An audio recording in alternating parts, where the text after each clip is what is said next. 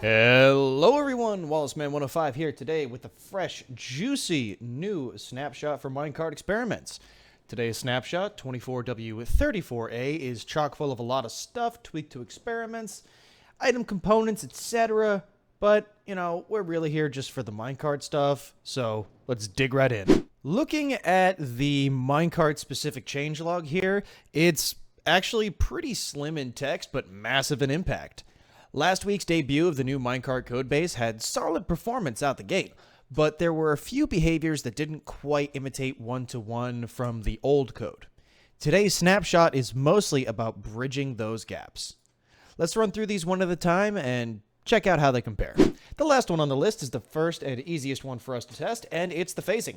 On last week's snapshot, all of these carts here were flying through their blocks at the top of their slopes and hitting the ground.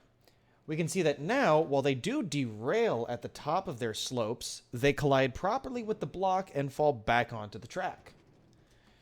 Furthermore, we can see that this problem is also solved for long downward slopes.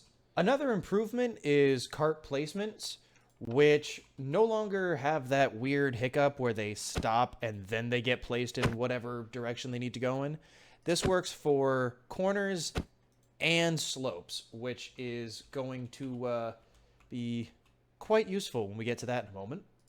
That said, the player's position within a sloped cart is still a little out of whack. Another improvement to cart placement is that while players still cannot stack infinite carts, dispensers have regained their ability to place carts on top of each other.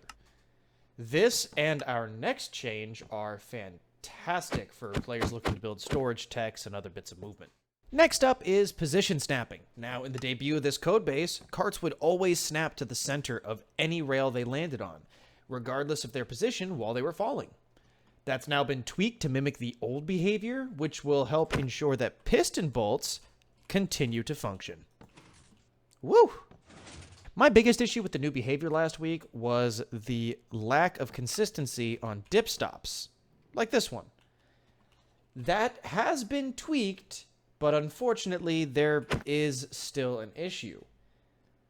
Player-occupied carts that have had the W key held on them will unfortunately fail to have their momentum properly deducted from powered rails. Let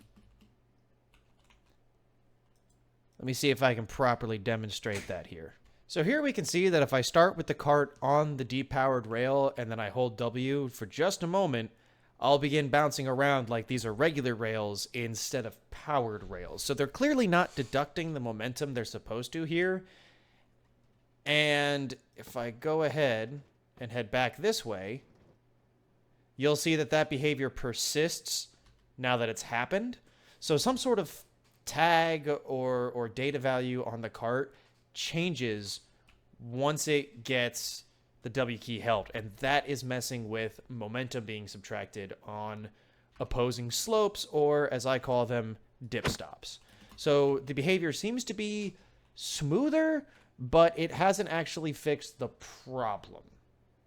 Hopefully next week's snapshot will address this issue. That's about everything for today's snapshot, guys. So again, go download it, test it out, then head over to the feedback link, which I'll have in the description of today's video, and let them know what you think.